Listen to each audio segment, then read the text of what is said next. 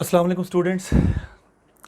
आज हम सॉल्व करने लगे हैं इस chapter number 14 exercise review 14 review exercise 14 reduce syllabus का लास्ट क्वेश्चन जो हमारे पास फेडरल बोर्ड ने रिड्यूस सिलेबस बताया, उसका लास्ट क्वेश्चन आपके पास एक्सप्लेन करने लगा हूँ, जिसकी डायग्राम मैंने पहले बना ली है और क्वेश्चन की स्टेटमेंट भी लिख ली है टाइम सेव करने के लिए। इधर जो हमारे पास डायग्राम के मुताबिक बताया गया कि L M N is a triangle, ये एल एम एन ट्राइंगल है। एल जो आपके पास ए है बाइसेक्ट्स आपके पास करता है, बाइसेक्ट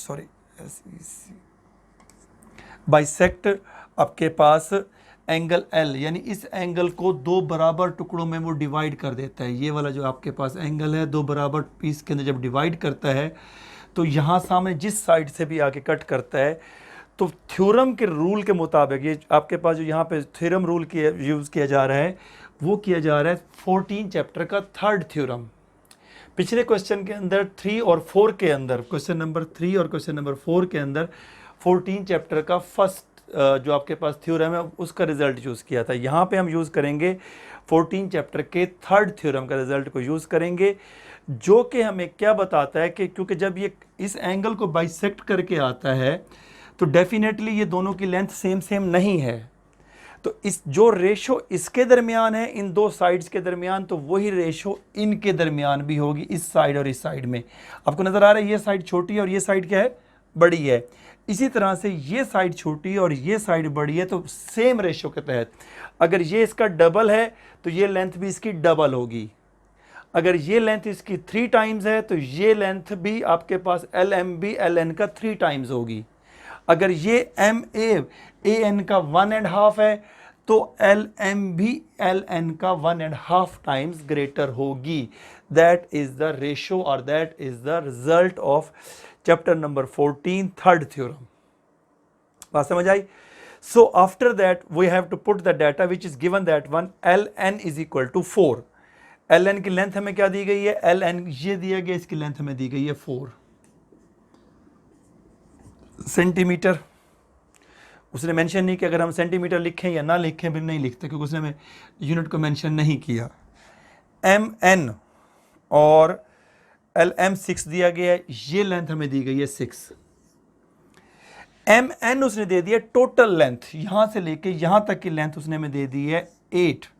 हमें जो रूल के मुताबिक यूज कर रहे हैं थ्योरम के अंदर, वो हम यूज करें ए एन और ए एम की लेंथ, ए एम और ए एन की length, because A M ratio A N, क्योंकि बड़ी रेशो और इक्वल टू आपके पास ए एन स्मॉल। अब हमारे पास ये लेंथ है नहीं, तो फिर हम क्या करेंगे, क्योंकि हमें तो रूल के मुताबिक यहाँ 2 अननोन लेंथ्स है ना, और हमारे पास तो 3 वेरिएबल, थर्ड हम फोर्थ इजीली फाइंड कर लेते हैं। तो ऐसी सूरत में बेटा हम क्या करेंगे, हमें अज्यूम करना पड़ेगा, इसमें से किसी एक वैल्यू को लेट करना पड़ेगा। अगर मैं लेट कर लेता हूँ A N, let the length of an is equal to x, मैंने ये लेट कर लिया। अगर ये लेंथ मैंने x लेट कर लिया तो what is the length of am? g, good, because total length is 8 और ये उसमें से x चली जाए, x कुछ भी नंबर है, तो बाकी लेंथ क्या बच जाएगी, तो इस लेंथ को हम लिख सकते हैं बेटा 8 माइनस x, क्योंकि टोटल लेंथ है 8। फॉर एग्जाम्पल ये x 3 है, तो ये क्या होगी 8 माइनस 3 5। तो हमने इस लेंथ को अज्यूम किया x, और ये 8 माइनस x आ गया, और हमें फाइंड भी यही करना है एम ए और ए एन। यानी अगर हमें इस x की वैल्यू मिल जाए तो हम इजीली ये वाली वैल्यू भी फाइंड कर लेंगे और ये वाली वैल्यू भी हम फाइंड कर लेंगे। अब हम चलते हैं अपने सोल्यूशन की तरफ। मार्कर मुझे थोड़ा सा चेंज करना पड़ रहा है, होप कि ये काम करता हो, बेटर है। A M over A N, A M की वैल्यू हमारे पास क्या दी गई है, sorry A M over A N, ठीक है। ये ए एम है, इसकी वैल्यू हमने क्या लेट की है 8 minus x, over A N क्या आ जाएगा, x इज इक्वल टू, आप यहां कह देंगे इसको इक्वेशन नंबर 1 कह दें, या आपके पास ए रिजल्ट कह दे, कुछ भी कह दे, फ्रॉम इक्वेशन 1, क्योंकि ये थ्योरम का रिजल्ट है, हमने यहाँ पे यूज़ किया, और यहाँ पे लिख सकते हैं अकॉर्डिंग टू थ्योरम नंबर 14.13 आप कह सकते हैं L M over L N LM की वैल्यू हमारे पास क्या है 6:4. We have to put it here. So what we will do that? Cross multiplication. Direct simplify करके भी जा सकते हैं, वरना क्रॉस मल्टीप्लाइकेशन करें, नो इशू. 4 मल्टीप्लाई हो जाएगा आपके पास 8 माइनस एक्स के साथ, और ये हो जाएगा 6x. 4 8s are 32 minus 4x is equal to 6x. We have to find the value of x. So what should do? 4x को शिफ्ट करते हैं उधर, तो आपके पास 32 is equal to 6x plus 4x. So 32 is equal to 10x. We need the value of x. So x की value हमारे पास क्या आ जाएगी बेटा? x की वैल्यू हमारे पास आ जाएगी 32 divided by 10, so which is equal to 3.2. जो आ गई x की वैल्यू, और x हमारे पास है क्या?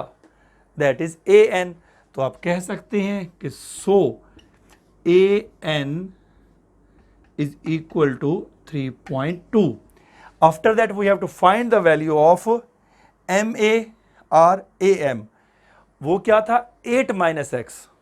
क्या था? 8 minus x. So you will write that AM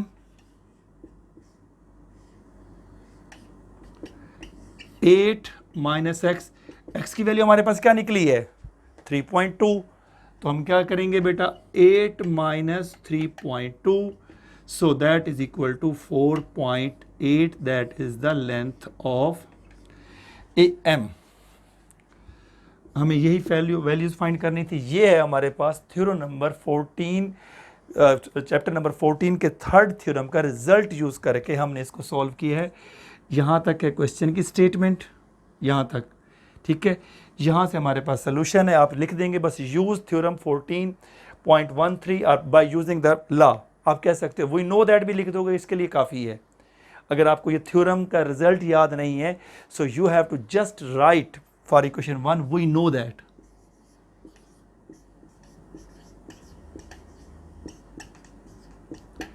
we know that लिखेंगे, यानी हमारे पास ये रूल है ऑलरेडी, हमने उस रूल को लिखा और यहाँ पे हमने लेट कर लिया उसकी वैल्यू और सिंप्लीफाई किया, and we get our result. इस तरह से चैप्टर नंबर 14 भी हमारा फिनिश हो गया रिड्यूस सिलेबस के मुताबिक.